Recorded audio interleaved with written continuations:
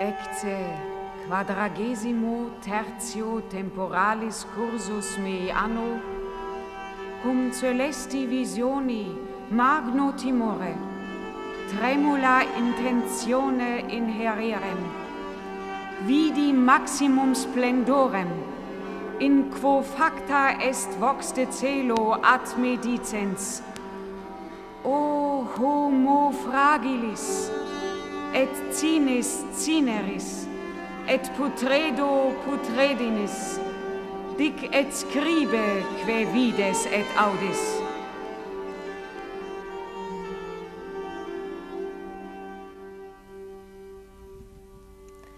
L'autre scène où les vivants et les dieux. Hildegarde de Bingen, Sibylle du Rhin, Claude Métras.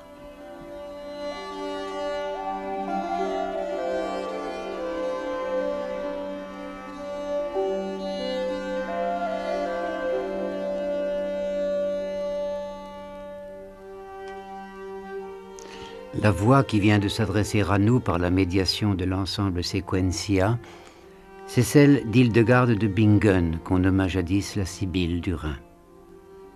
Et ainsi parla-t-elle. Voici, dans la 43e année de ma vie, quand, dans une vision céleste, avec grande peur, et toute saisie par le souffle et le tremblement, je vis la plus extrême splendeur à travers laquelle avait pris visage une voix venue du ciel, me murmurant « Ô créature fragile, toi qui es cendre de la cendre et corruption de la corruption, dis et écris ce que tu vois et entends. » Et ainsi en est-il de quelques êtres privilégiés. La création les a choisis pour qu'à travers eux une parole trouve abri dont on ne sait dans quel ciel elle s'est déployée.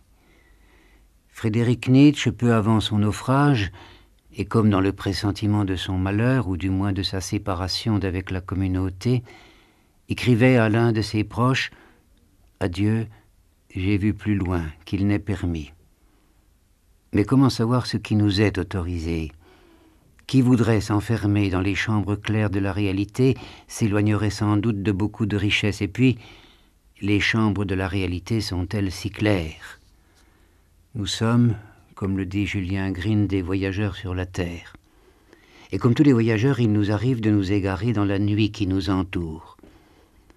L'obscurité est totale, les pas indécis cherchent la terre ferme, et le ciel d'orage a chassé bien loin la lumière des étoiles. Puis tout à coup, les ténèbres sont déchiquetées. L'éclair partage la voûte céleste, et l'espace d'un instant, tout le paysage en est illuminé.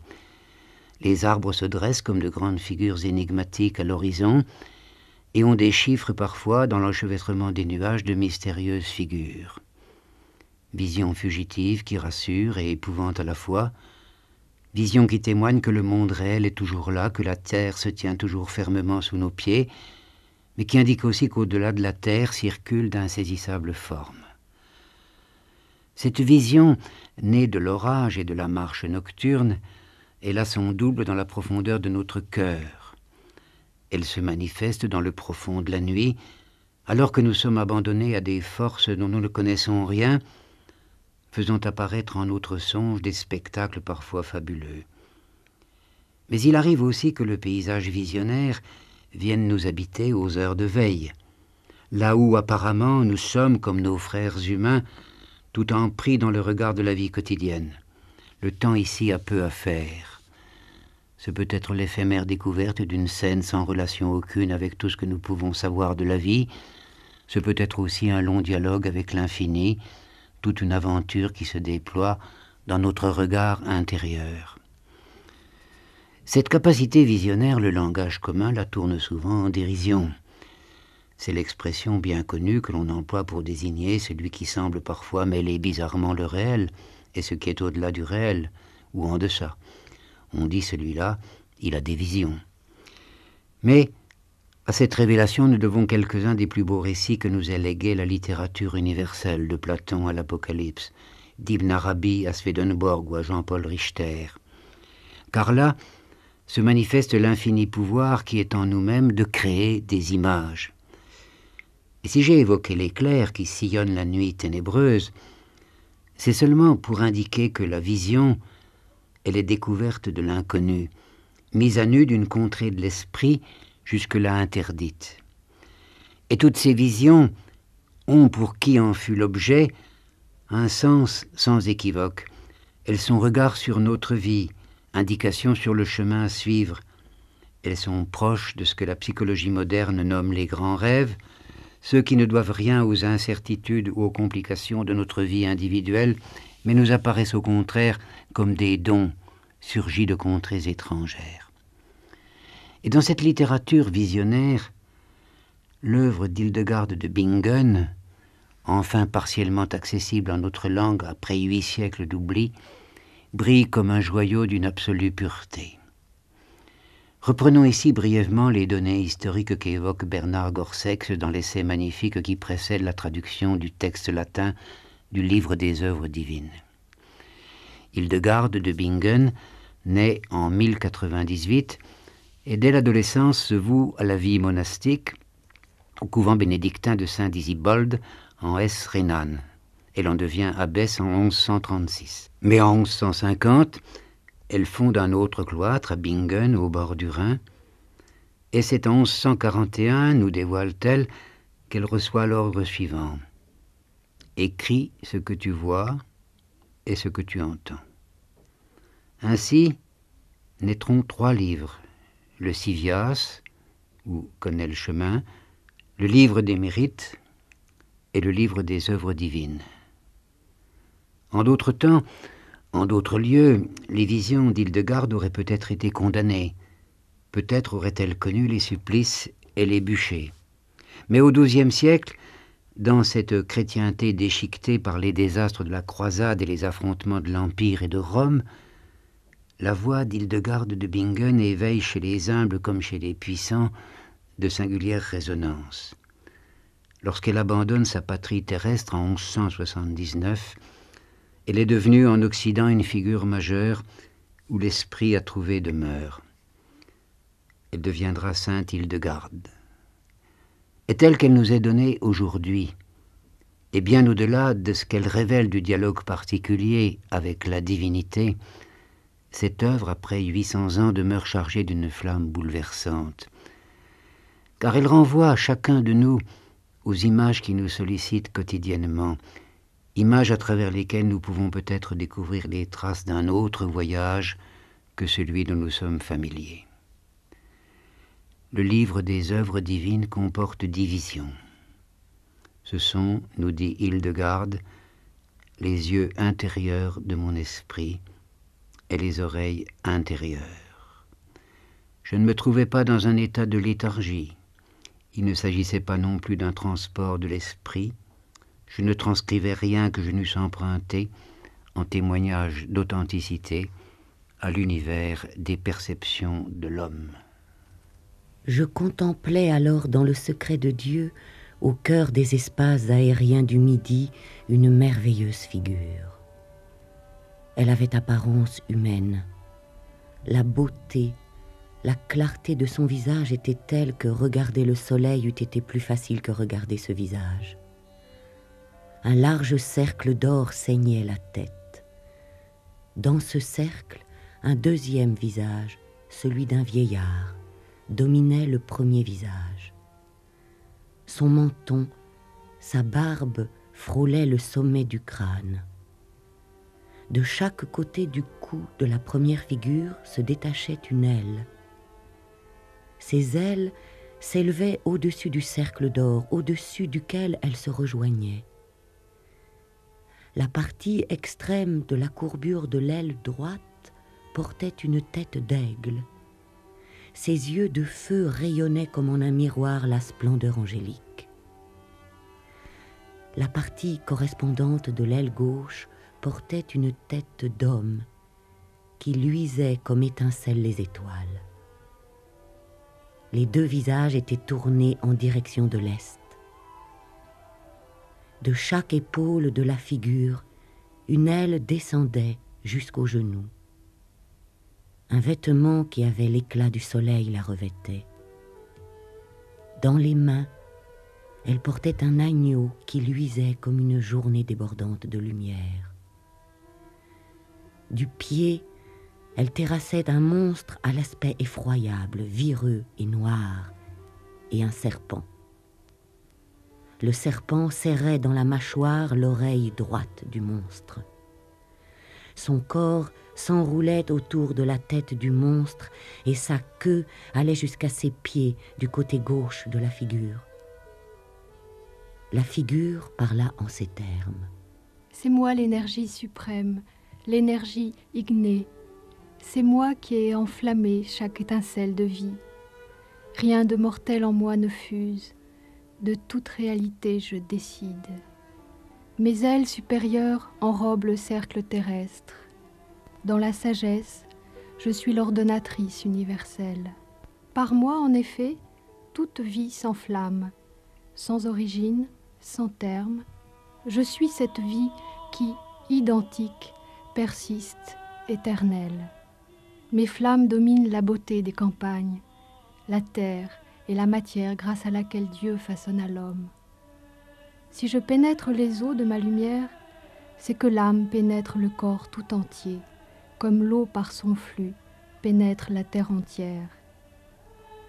Si je dis que je suis ardeur dans le soleil et dans la lune, c'est une allusion à l'intelligence. Les étoiles ne sont-elles pas les innombrables paroles de l'intelligence ? Et si mon souffle, invisible vie, mainteneur universel, éveille l'univers à la vie, il s'agit d'un symbole.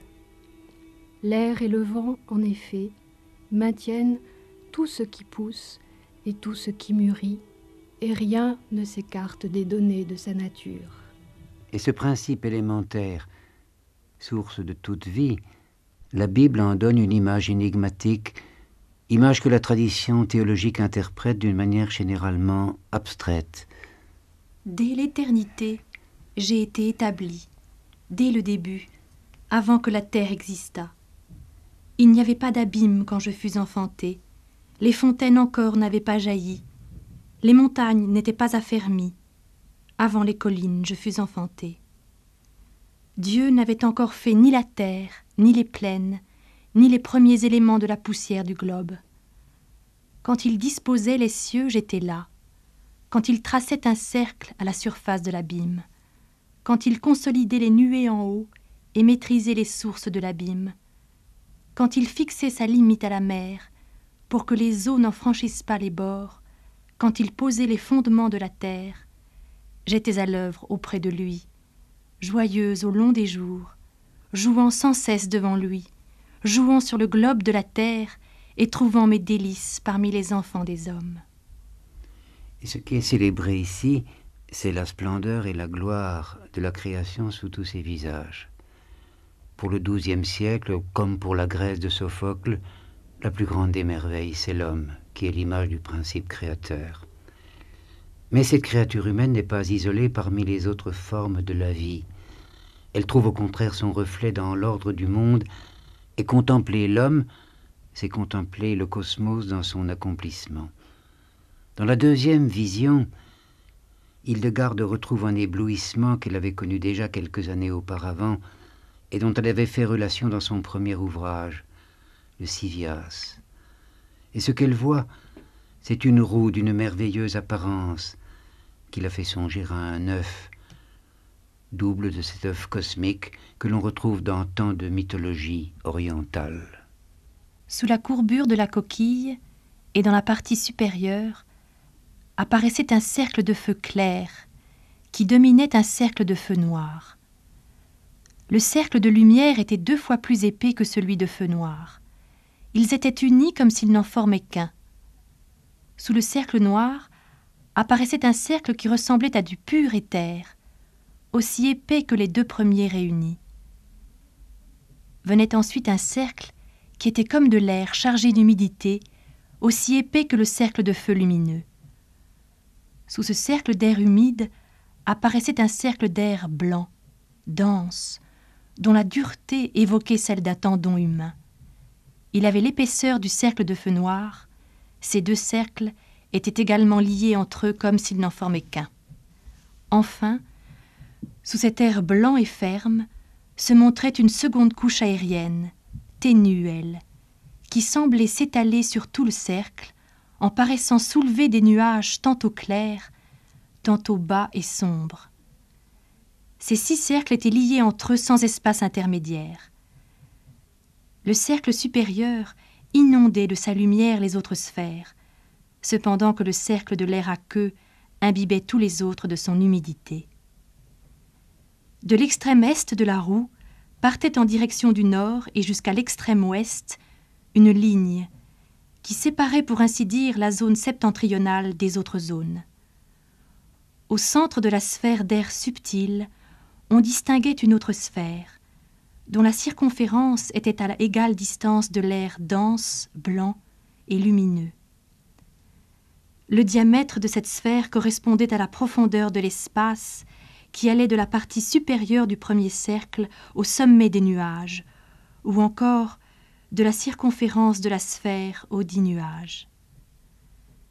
La figure de l'homme occupait le centre de cette roue géante. Le crâne était en haut et les pieds touchaient la sphère de l'air dense, blanc et lumineux. Les doigts des 2 mains, droite et gauche, étaient tendus en forme de croix en direction de la circonférence, les bras de même. Dans la direction des 4 côtés apparaissaient 4 têtes, celle d'un léopard, d'un loup, d'un lion et d'un ours. Au-dessus du crâne de la figure et dans la sphère de pur éther, je vis un souffle s'échapper de la bouche du léopard. Ce souffle se retournait quelque peu vers l'arrière, puis s'étirait pour revêtir l'aspect d'une tête de crabe. Le crabe avait 2 pinces, comme 2 pieds. Sur le côté gauche, le souffle prenait l'aspect d'une tête de cerf. Un autre souffle émanait de la gueule du crabe et allait jusqu'au milieu de l'espace compris entre les têtes de léopard et de lion. Celui qui émanait du cerf allait jusqu'au milieu de l'espace compris entre les têtes de léopard et d'ours. Tous ces souffles avaient la même longueur, tous allaient en direction de la roue et de la figure humaine. Il en allait de même des souffles des autres animaux, le loup, le lion, puis l'ours, et, après le cerf et le crabe, le serpent et l'agneau. Tous ces animaux soufflaient, eux aussi, en direction de la figure humaine centrale. Au-dessus du chef de la dite figure se faisaient face les 7 planètes. 3 dans le cercle du feu de lumière, l'une dans la sphère inférieure du feu noir, 3 dans le cercle de pur éther. Toutes les planètes rayonnaient en direction des têtes d'animaux et de la figure de l'homme. Le cercle du feu lumineux englobait également 16 étoiles principales, 4 entre les têtes du léopard et du lion, 4 entre celles du loup et du lion, 4 entre celles du loup et de l'ours, 4 entre celles de l'ours et du léopard. 8 d'entre elles occupaient une position intermédiaire et elles s'assistaient l'une l'autre. Elles étaient situées entre les têtes et elles s'envoyaient l'une l'autre leurs rayons qui frappaient la couche d'air mince. Les autres 8, à côté des autres têtes d'animaux, frappaient de leurs rayons le cercle de feu noir. Le cercle de pur éther et celui de l'air dense, blanc et lumineux étaient eux aussi pleins d'astres dont les rayons frappaient les nuages qui s'étendaient en face d'eux. 2 langues distinctes l'une de l'autre formaient comme 2 ruisseaux qui se déversaient sur la roue et sur la figure humaine.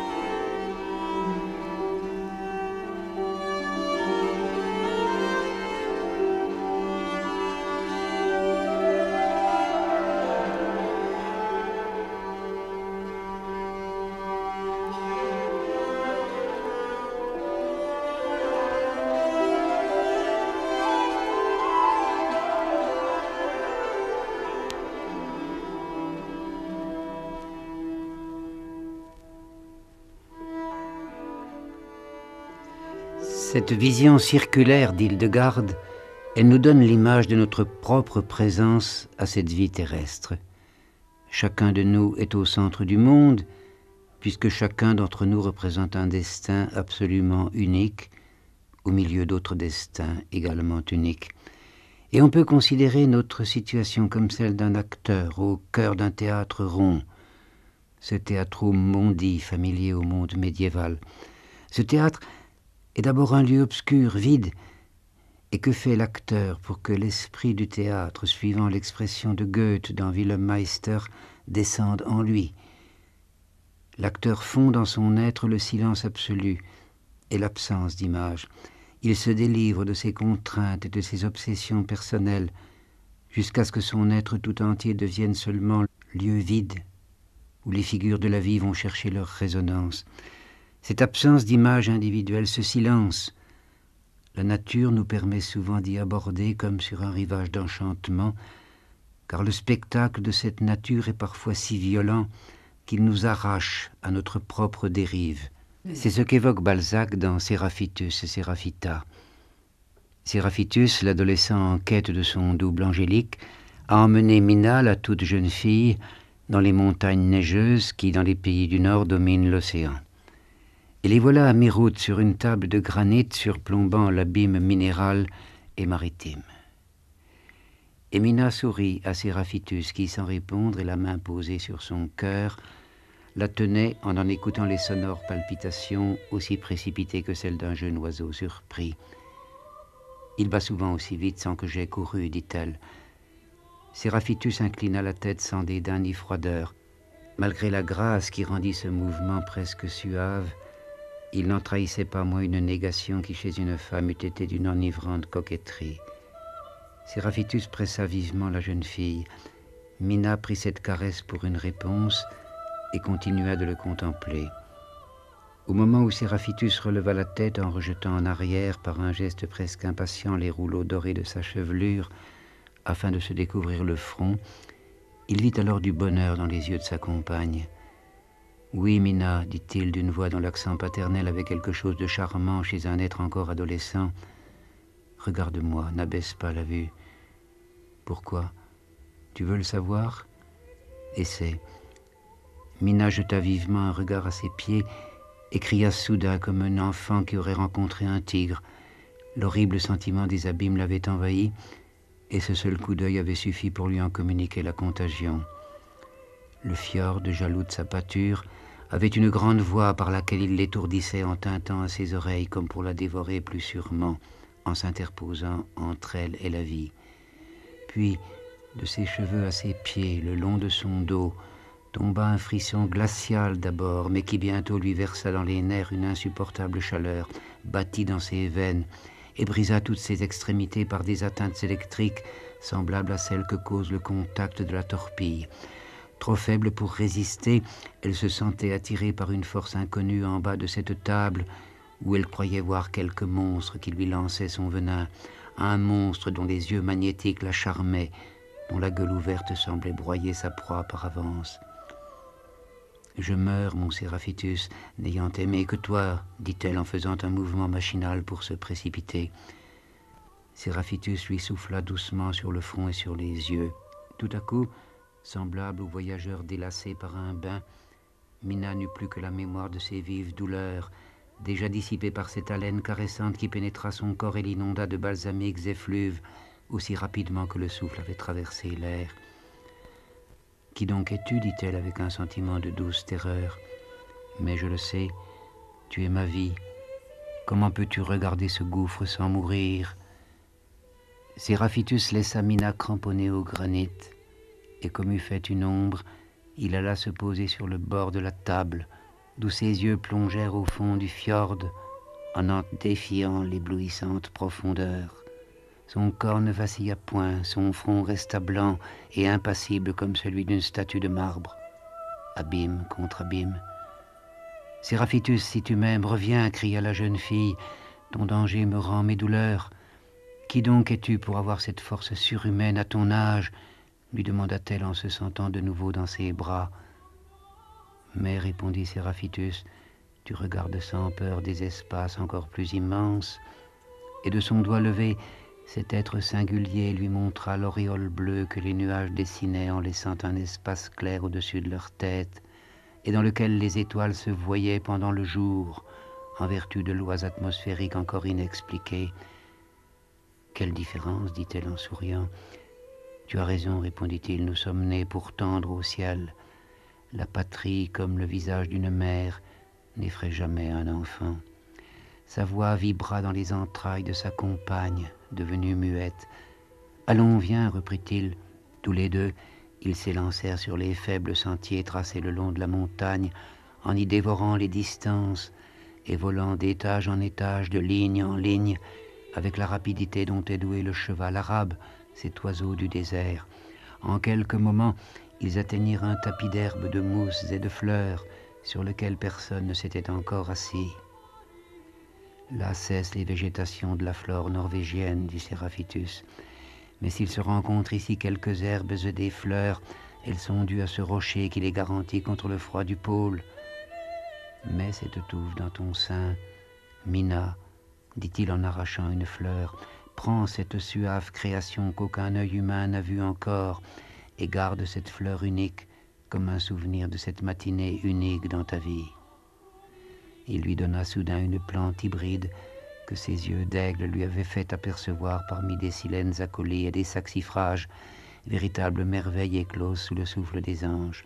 Mina saisit avec un empressement enfantin la touffe d'un verre transparent et brillant comme celui de l'émeraude, formé par de petites feuilles roulées en cornets, d'un brun clair au fond, mais qui de teinte en teinte devenaient vertes à leur pointe partagée en découpures d'une délicatesse infinie. Ces feuilles étaient si pressées qu'elles semblaient se confondre et produisaient une foule de jolies rosaces. Ça et là, sur ce tapis, s'élevaient des étoiles blanches bordées d'un filet d'or, du sein desquelles sortaient des anthères pourprées, sans pistil. Une odeur qui tenait à la fois de celle des roses et des calices de l'oranger, mais fugitive et sauvage, achevait de donner je ne sais quoi de céleste à cette fleur mystérieuse que Séraphitus contemplait avec mélancolie, comme si la senteur lui en eût exprimé de plaintives idées que lui seul il comprenait.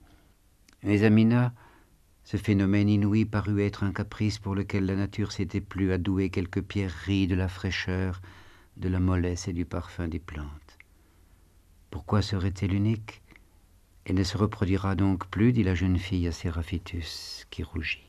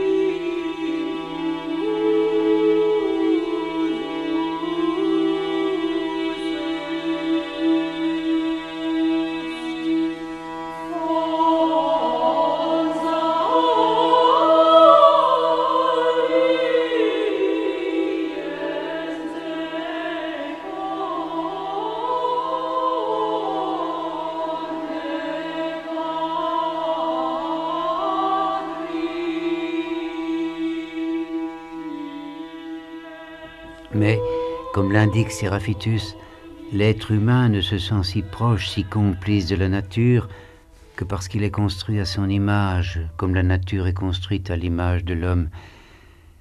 C'est l'organisation proprement théâtrale de l'univers qui définit l'être humain comme acteur du cosmos. Tout le ciel est inscrit comme élément de relation entre notre feu visible et le feu invisible, et c'est ce théâtre qu'évoque Hildegarde de Bingen. Dans ce ciel, 7 planètes, 3 dans le seul cercle du feu lumineux, une seule dans le cercle du feu de ténèbres, qui est soumis au premier feu. 3 à nouveau dans le cercle inférieur de pur éther. Toutes partant de l'Orient et se dépassant mutuellement au sommet de leur trajectoire en cercle, se dirigent à nouveau vers l'Orient pour rejoindre leur origine et recommencer leur course. 3 se trouvent dans le feu lumineux, une seule dans le cercle du feu noir inférieur.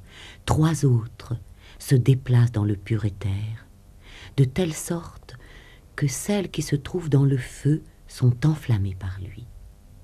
Mais ce même feu est conforté dans son ardeur par leurs énergies.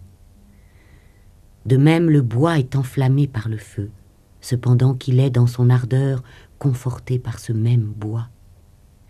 Les planètes dans le feu lumineux sont au nombre de 3. Si elles dépassaient ce nombre, elles donneraient au dit feu une trop grande ardeur et elles le consumeraient au cours de leur rotation. Si elles n'atteignaient pas ce nombre, ce feu, dépouillé d'une aide convenable, verrait son ardeur s'engourdir.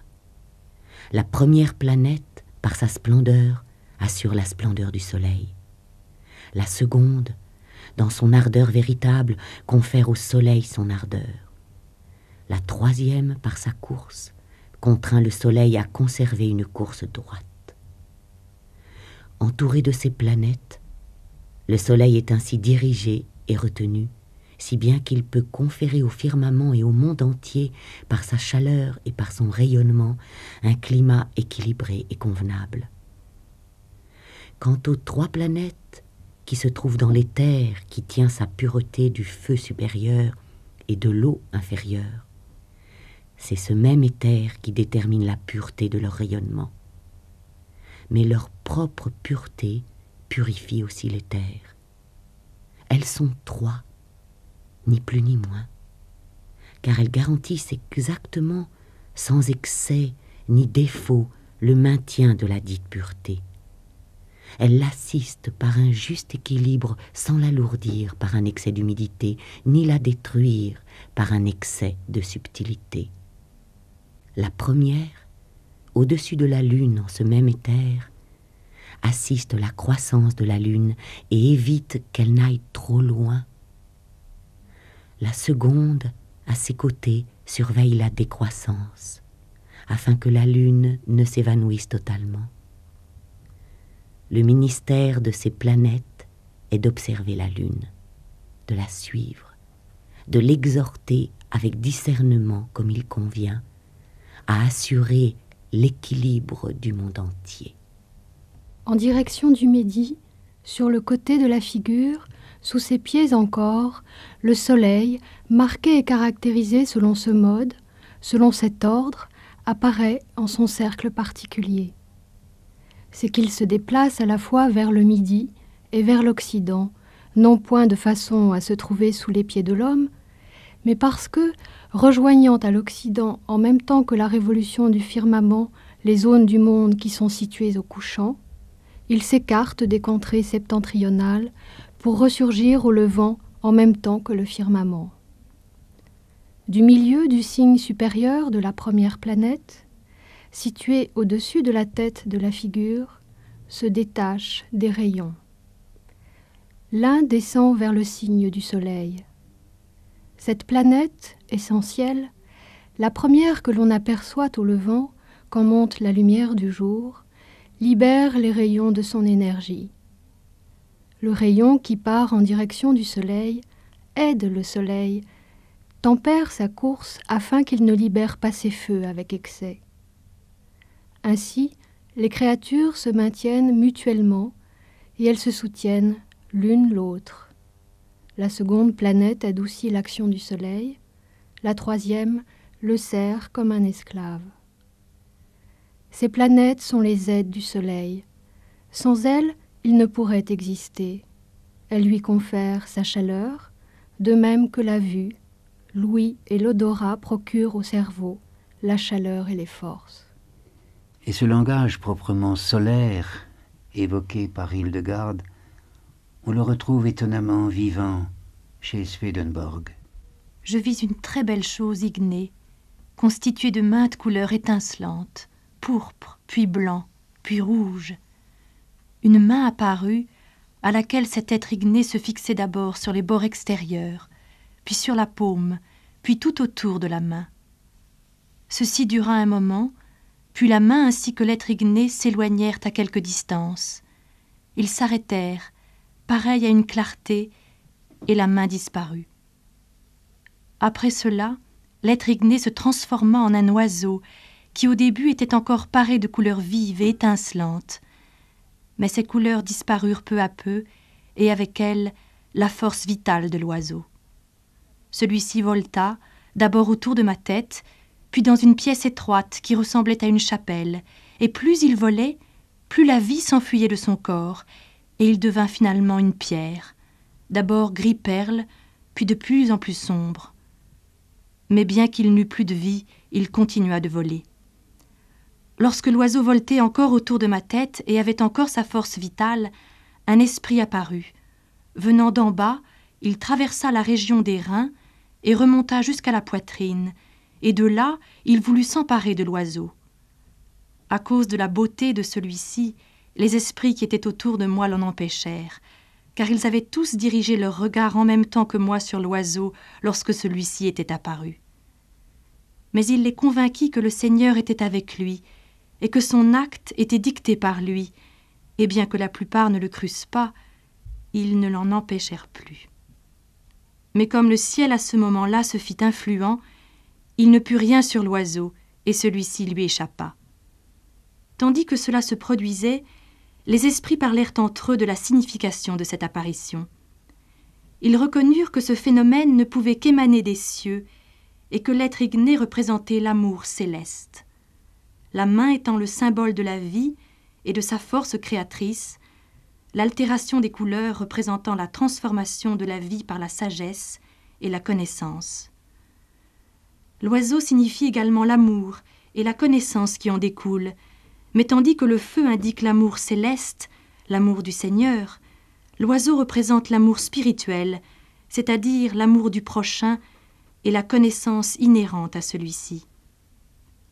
Les modifications des couleurs et de la vie en l'oiseau, jusqu'à ce qu'il devint une pierre, symbolisent les transformations progressives de la vie spirituelle après la connaissance.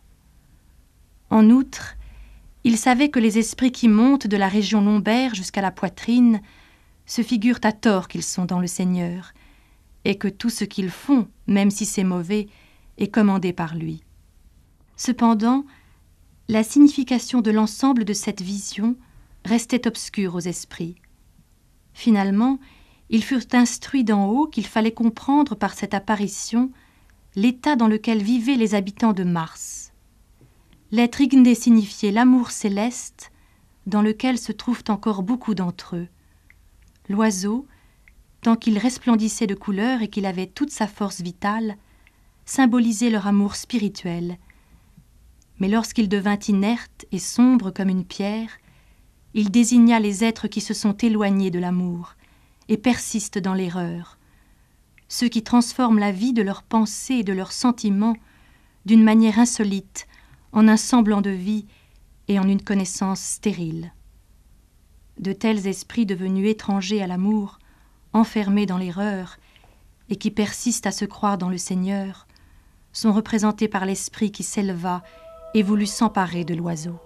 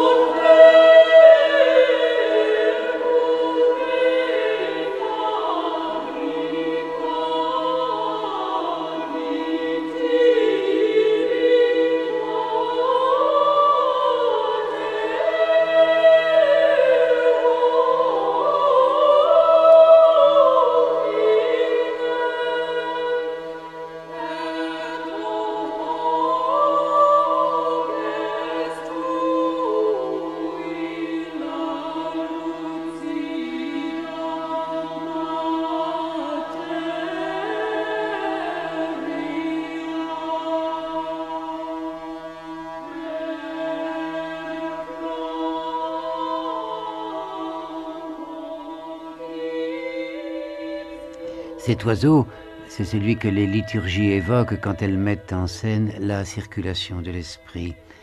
Mais cette circulation de l'esprit ne s'accomplit pas hors de nous. Elle est en nous, elle participe de notre incarnation. C'est pourquoi notre organisation physique, nous dit Hildegarde, apparaît comme le double de l'organisation céleste. Du sommet de la boîte crânienne jusqu'à la partie extrême du front, nous distinguons 7 zones de même dimension. De même au firmament, les 7 planètes sont séparées par des espaces égaux. Au sommet évoqué se trouve la planète la plus élevée, à l'extrémité du front, la Lune. Au milieu se trouve le Soleil. Les autres planètes sont disposées ainsi, régulièrement des 2 côtés, 2 vers le haut, 2 vers le bas, distantes les unes des autres comme elles sont distantes du Soleil. Les espaces de la tête humaine reproduisent donc les proportions qui régissent les espaces firmamentaires.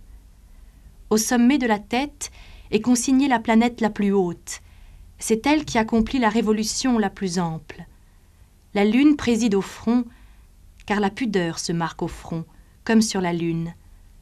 La Lune, en effet, à son lever ressemble à un front, et elle permet aussi le discernement des temps, de leurs différentes qualités. Le Soleil occupe la place centrale, car il est pour ainsi dire le prince des planètes. Il a au-dessus de lui 2 planètes qui le protègent, qui forment un bouclier contre le feu d'en haut. Le cerveau est contenu dans le crâne, qui lui communique sa robustesse, de même que les énergies du Soleil sont renforcées par l'ardeur du feu lumineux supérieur. Lorsque le Soleil accomplit sa course et que les jours allongent, la terre est grandement menacée par son feu, plus que lorsque le Soleil décline et se prépare à cacher sa face. Quand il décline, en effet, ce sont les eaux et les astres qui viennent à sa rencontre et qui le soutiennent par le moyen de l'air. Ainsi le Soleil se place sous l'escabeau du Seigneur. Il y conserve son statut. Il régit tout ce qui se trouve sous la terre comme une poule qui couve ses poussins. Ensuite, dans la joie du jour, il conforte tout ce qui se trouve au-dessus d'elle, comme la poule qui fait éclore ses œufs. De même, l'homme œuvre le jour et dort la nuit. Ainsi le Soleil opère selon 2 modes, sur la terre et sous la terre. De jour, il éclaire la terre. De nuit, après son coucher, la terre est plongée dans les ténèbres. Mais, de même que la chair de l'homme fatigué est revivifiée par les énergies de l'âme, dont le rôle est d'éviter l'effondrement, de la chair comme du sang, de même, dès le coucher du soleil, la lune reçoit son éclat du feu du soleil. Le cerveau plein sécrète un liquide, de même que les viscères pleines déclenchent la digestion. Ce sont phénomènes fréquents chez l'homme. De même, l'humidité et la chaleur descendent sur la terre et provoquent la germination.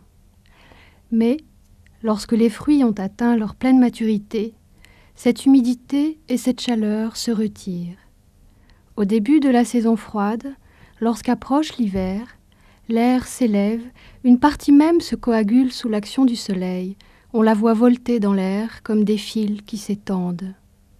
L'humidité d'en haut amollit alors la terre qui sécrète une bave sordide. De même, la chair sécrète une sueur lorsqu'elle accomplit les œuvres de la chair. L'homme goûte alors le plaisir, et ce goût du plaisir le pousse à l'action.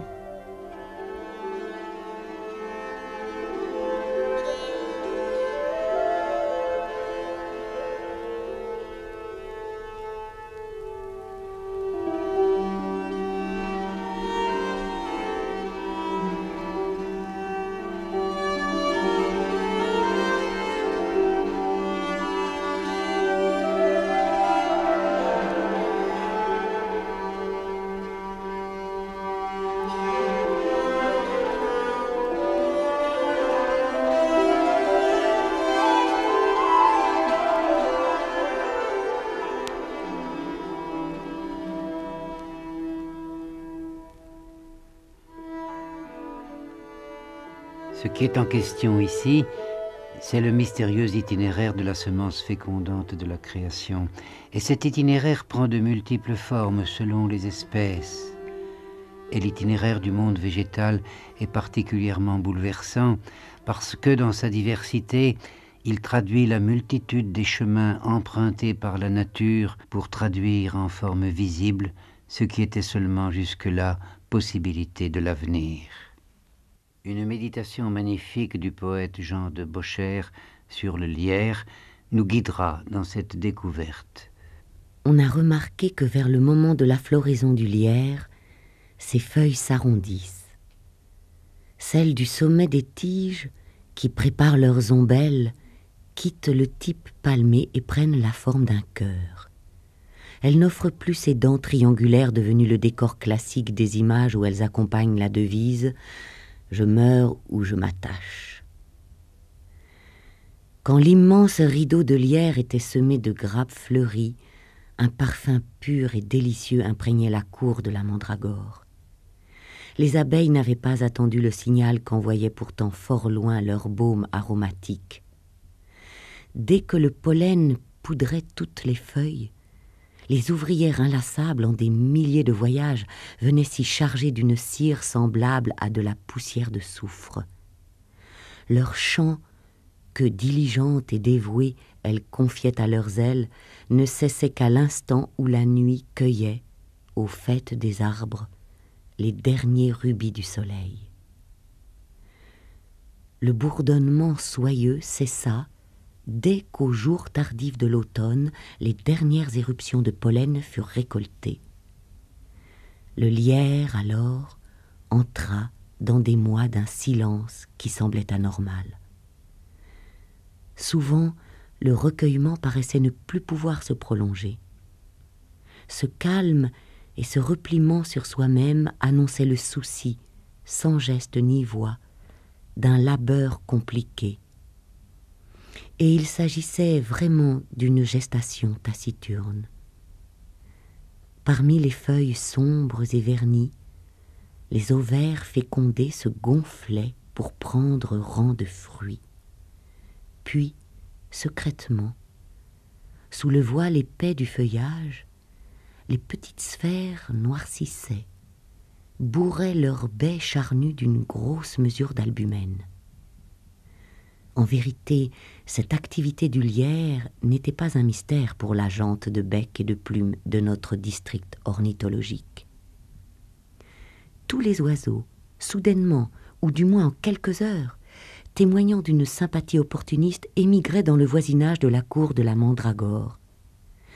Le travail muet des baies se terminait en cris et en salves d'invasion.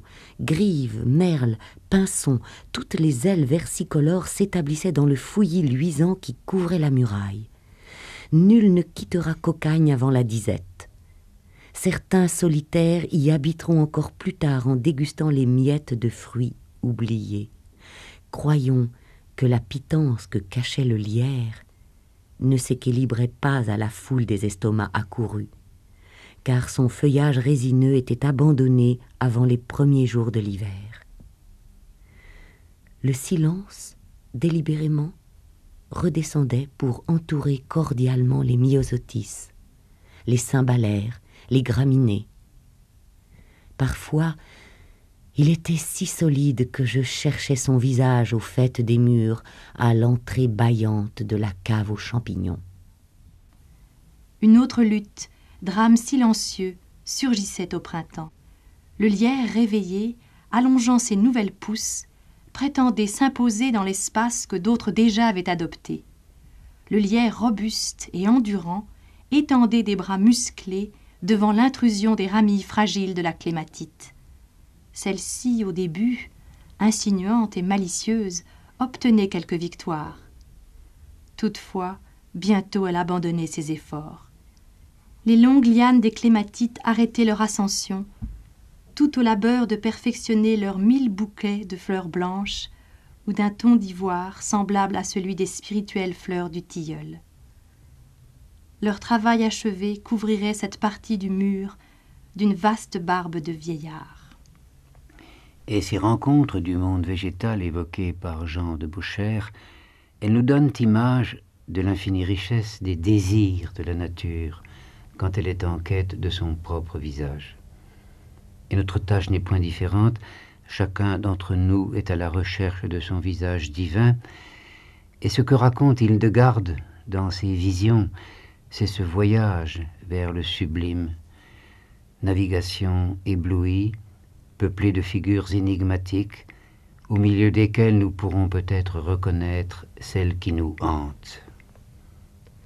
J'aperçus dans l'angle oriental, là où commence l'Orient, un rocher de marbre, comme une grande montagne, élevée, sans faille.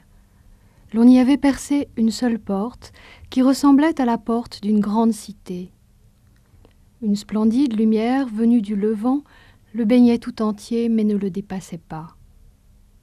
De ce rocher, jusqu'à l'est à peu près, et en direction du midi, apparaissaient comme des étoiles à travers un nuage, des figures humaines, enfants, jeunes gens et vieillards, dont les voix résonnaient jusqu'à l'Occident, comme lorsque la mer se déchaîne sous l'action du vent.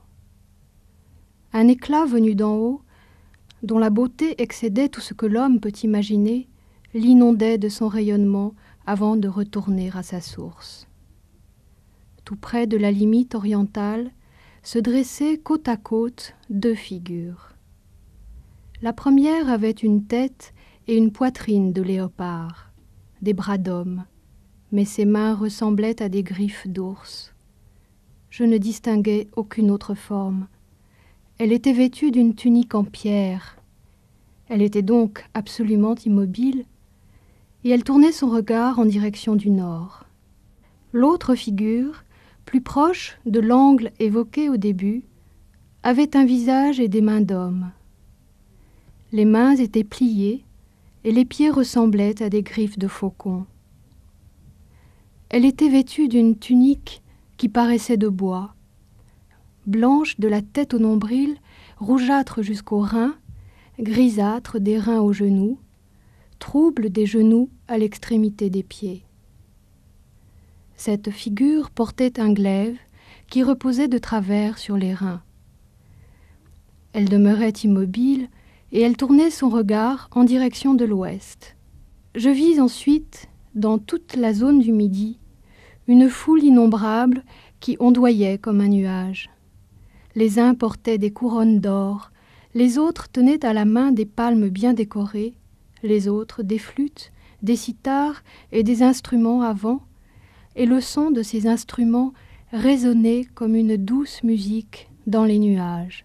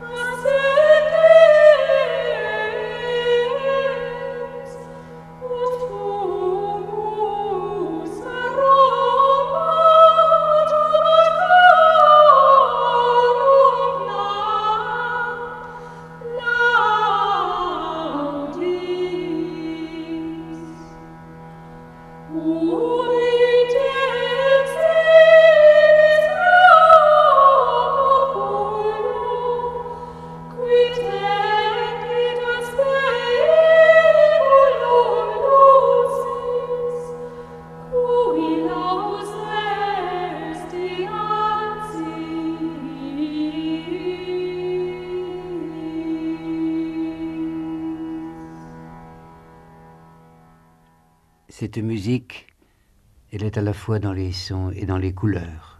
Et les couleurs comme les sons ont une histoire. En témoignent les métamorphoses des végétaux et en particulier les métamorphoses des fleurs, qui racontent les mouvements de nature musicale, eux aussi, de l'amour humain. C'est au niveau le plus quotidien le langage des bouquets, celui des pétales enfermés dans les livres clos. J'ai voulu ce matin te rapporter des roses, bouquets d'immortels dans les maisons paysannes au chevet du lit. Jean-Paul Richter raconte: Rose avait vu mourir son bien-aimé au jour des fiançailles, mais une douce folie vint à elle et fut sa consolatrice. Chaque jour, elle faisait une couronne de fleurs blanches et sans parents s'en allait sur la tombe.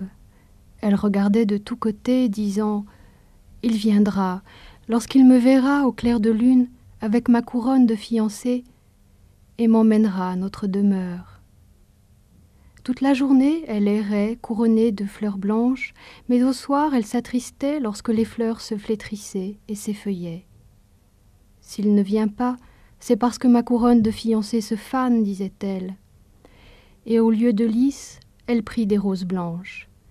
Mais leurs pétales aussi s'envolèrent, tandis que sur la tombe, elle attendait sa venue, et elle disait « Oh, les épines seules restent, et mon bien-aimé ne viendra pas. » Une amie alors eut compassion de sa démence, et au lieu des roses vraies, glissa dans sa main des fleurs de soie qu'elle avait animées d'une goutte d'essence de rose. Elle porta toute la journée maintenant une couronne de roses qui ne s'effeuillait pas, et le soir, le cœur tremblant de joie, elle s'assit sur le tertre, regarda de tous côtés et dit « Aujourd'hui, il viendra sûrement, sûrement car ma couronne a gardé sa fraîcheur. » Elle resta là, habitée par une sereine confiance, jusqu'à ce que, épuisée mais ne renonçant pas, elle tomba dans un demi-sommeil. Lorsqu'enfin la pleine lune se leva, et de ses rayons éclatants toucha ses yeux, elle tressaillit de bonheur, prit sa couronne de roses et dit « Vois-tu ma couronne de fiancée, ô mon bien-aimé ?»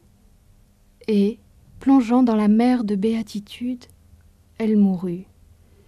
Et c'est là un thème que reprendra le mystérieux Bonaventura dans l'une de ses veilles. Si tu vois ma bien-aimée pressée sur mon sein, ô brise la vie de cette rose, et jette ton blanc linceul sur son visage en feu. La rose blanche de la mort est plus belle que sa sœur, car elle rappelle la vie et la rend désirable et chère. Sur la tombe de la bien-aimée flottera son fantôme éternellement jeune et couronné de fleurs, et la réalité jamais ne défigurera ses traits. Jamais son souffle glacé ne la touchera, la faisant frissonner et desserrant notre étreinte. Ravis-la promptement, ma bien-aimée, ô bel adolescent, car la fugitive reviendra dans mes songes et mes chants pour tresser la couronne de mes odes et s'envoler au ciel avec les harmonies de ma musique. Seule la vivante peut mourir, la morte me restera.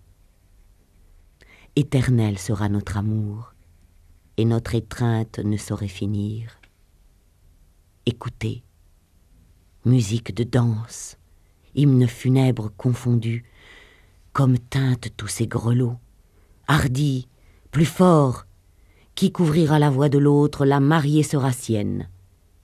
Curieux, pourtant, j'aperçois deux jeunes épousées, une blanche et une rouge, deux noces.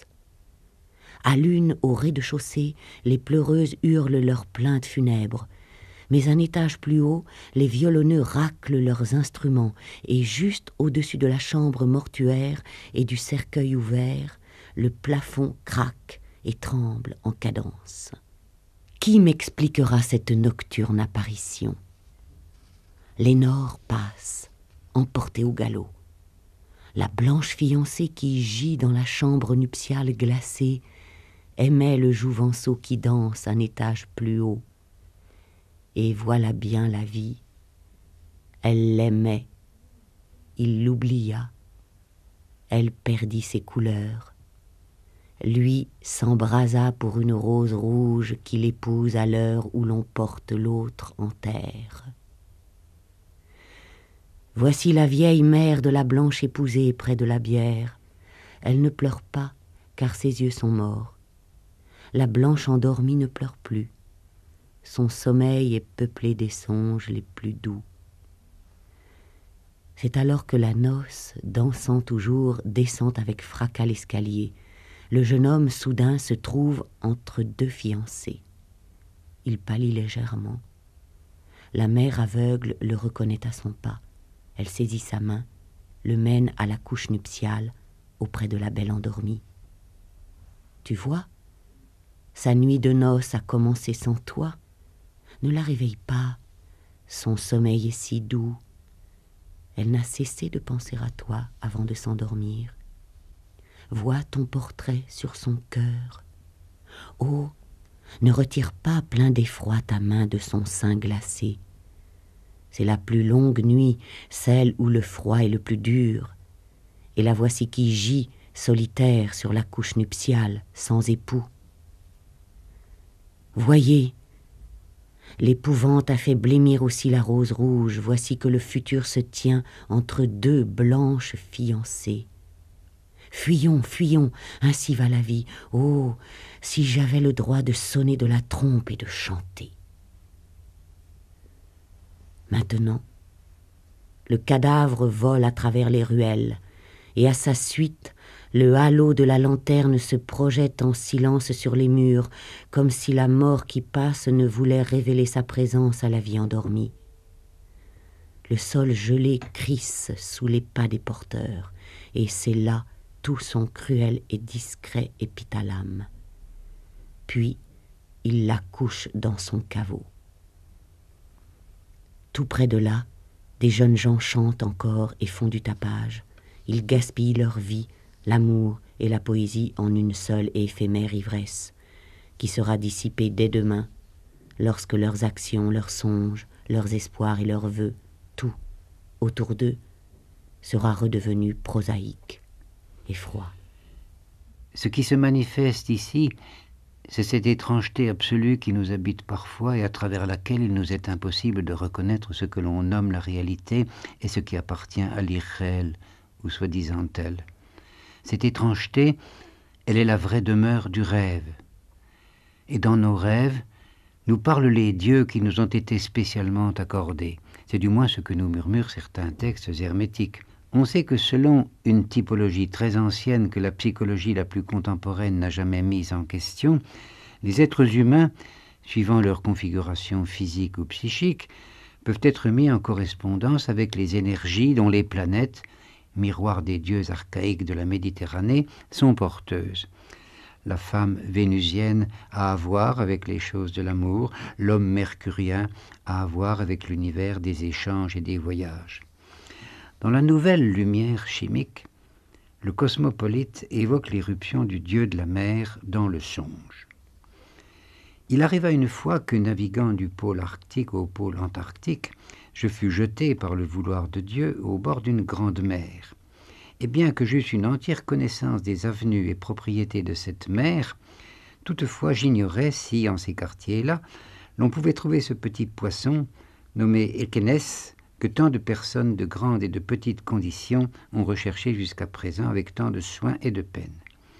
Mais pendant que je regarde sur le bord les mélosines nageantes çà et là avec les nymphes, étant fatigué de mes labeurs précédents et abattu par la variété de mes pensées, je me laisse emporter au sommeil par le doux murmure de l'eau. Et tandis que je dormais ainsi doucement, il m'arrive en songe une vision merveilleuse. Je vois sortir de notre mer le vieillard Neptune, d'une apparence vénérable et armé de son trident, lequel, après un aimable salut, me mène dans une île très agréable. Cette île était située du côté du Midi et très abondante en toutes choses nécessaires pour la vie et pour les délices de l'homme. Les Champs-Élyséens, tant vantés par Virgile, ne seraient rien en comparaison d'elle. Tout le rivage de l'île était environné de myrtes, de cyprès et de romarins. Les prés verdoyants, tapissés de diverses couleurs, réjouissaient la vue par leur variété et remplissaient le nez d'une odeur très suave. Les collines étaient pleines de vignes, d'oliviers et de cèdres. Les forêts n'étaient remplies que d'orangers et de citronniers. Les chemins publics étaient plantés et parsemés de côté et d'autre d'une infinité de lauriers et de grenadiers, entre-tissus et enlacés ensemble avec beaucoup d'artifices, fournissaient un ombrage agréable aux passants. Enfin, tout ce qui se peut dire et désirer au monde se trouvait là. En nous promenant, Neptune me montrait dans cette île 2 mines d'or et d'acier, cachées sous une roche. Et guère loin de là, il me mène dans un pré, au milieu duquel était un jardin plein de 1000 beaux arbres divers et dignes d'être regardés. Entre plusieurs de ces arbres, il me montra 7, qui avaient chacun leur nom. Et entre ces 7, j'en remarquai 2 principaux et plus éminents que les autres, desquels l'un portait un fruit aussi clair et aussi reluisant que le soleil, et les feuilles étaient comme d'or. L'autre portait son fruit plus blanc que lys, et ses feuilles étaient comme de fin argent. Neptune les nommait l'un arbre solaire et l'autre arbre lunaire. Mais encore que toutes ces choses se trouvassent à souhait dans cette île, une chose toutefois y manquait. On ne pouvait y avoir de l'eau qu'avec grande difficulté. Il y en avait plusieurs qui s'efforçaient d'y faire conduire l'eau d'une fontaine par des canaux, d'autres qui en tiraient de diverses choses, mais tout leur labeur était inutile, car en ce lieu-là, on n'en pouvait avoir si on se servait de quelque instrument moyen, que si on en avait, elle était vénéneuse, à moins qu'elle ne fût tirée des rayons du soleil et de la lune, ce que peu de gens ont pu faire. Et si quelques-uns ont eu la fortune assez favorable pour y réussir, ils n'en ont jamais pu tirer plus de 10 parties, car cette eau était si admirable qu'elle surpassait la neige en blancheur. Et crois-moi que j'ai vu et touché cette eau, et en la contemplant, je me suis beaucoup émerveillé. C'est ici voyage vers l'eau de la vie qui tant occupa Rabelais. Et cette navigation à travers les apparences, pour accéder au rivage où le cœur humain devient miroir de l'infini, c'est elle, cette navigation, qui mène vers les terres d'amour dont parle Hildegarde dans sa 8e vision. Je contemplais le centre de la région du Midi, et là j'aperçus 3 figures. 2 d'entre elles se tenaient debout dans une fontaine d'eau très pure, sertie dans sa partie supérieure d'une pierre ronde, percée de cavités. Elles y étaient comme enracinées. Comme des arbres, elles semblaient croître en cette eau, l'une entourée d'un éclat de pourpre, l'autre d'un éclat tout de blancheur. Je ne pouvais tout à fait les contempler. La 3e figure était à l'extérieur au-dessus de ladite pierre, vêtue de blanc, et sa face resplendissait d'une clarté telle que cette clarté forçait mon regard à se détourner. L'on apercevait au-dessus, comme une nuée, les ordres bienheureux des saints que contemplaient avec intensité les 3 figures. La première figure s'exprimait ainsi.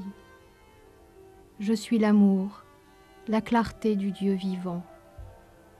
C'est moi qui fus aux côtés de la sagesse quand elle accomplit son œuvre. L'humilité qui plonge ses racines dans la fontaine de vie m'a assisté et la paix lui est jointe. Par la clarté que je suis, naît telle une foudre la lumière vivante des anges bienheureux, de même que la lumière projette ses rayons, la dite clarté et lumière pour les anges bienheureux. Elle ne peut que resplendir. Il n'est point de lumière sans rayonnement. C'est moi aussi qui ai écrit l'homme. En moi, en mon ombre, il a trouvé ses racines. L'eau recèle toujours l'ombre des objets. Je suis en effet fontaine de vie. En moi, telle une ombre, j'ai enfermé toutes les créatures, et cette ombre a servi de modèle à la création de l'homme par le feu et par l'eau. C'est que je suis le feu et l'eau, cette eau qui est vie. L'homme possède en son âme la faculté qui lui permet de tout ordonner selon sa volonté. Tout être vivant a une ombre. Ce qui vit évolue en lui telle une ombre. Cette pensée ne concerne que l'animal raisonnable. Les animaux sauvages en sont dénués. Ils ne font que vivre, l'essence leur permet seulement de savoir ce qu'ils doivent éviter et ce qu'ils doivent rechercher. Seule l'âme et la raison que Dieu a insufflée. Je suis la clarté qui a couvert les prophètes de son ombre. Par ma sainte inspiration, ils ont prédit l'avenir. Tous les projets divins furent ombre avant que Dieu ne fût. La raison s'exprima par le son, et le son, c'est la pensée, le verbe, l'œuvre. Ecce quadragesimo tertio temporalis cursus mei anno, cum celesti visioni magno timore, tremula intentione inhererem, vidi maximum splendorem, in quo facta est vox de celo ad me dicens, o homo fragilis, et cinis cineris, et putredo putredinis, dic et scribe que vides et audis.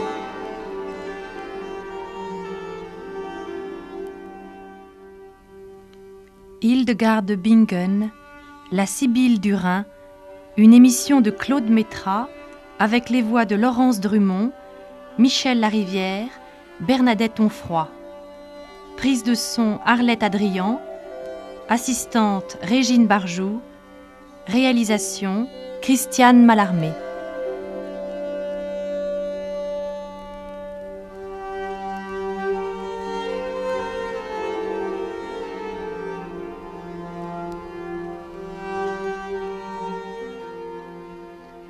Le livre des œuvres divines d'Hildegard de Bingen a été publié par les éditions Albin Michel.